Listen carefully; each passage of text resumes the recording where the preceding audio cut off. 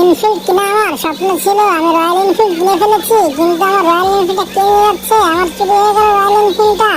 আমি এখন কি করব? কত কষ্ট করে টাকা জমিয়ে আমি রয়্যাল এনফিল্ডটা কিনেছিলাম, আজকে আমার গাড়িটা চুরি হয়ে গেল। এখন আমার ভিক্ষা করতে হচ্ছে আমাকে।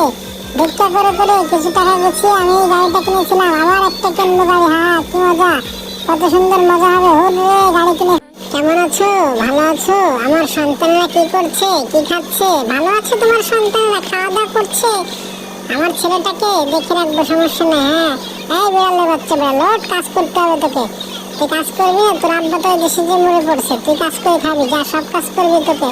হ্যাঁ, আমার আব্বু আমাকে কাজ করতে হচ্ছে, কাজ করে করে আমাকে খেতে হচ্ছে। আমি কি করবো? এই তো পড়া খাবার বলে আমাকে দিয়ে খাওয়ায়, কত কষ্ট করতে হয় আমাকে।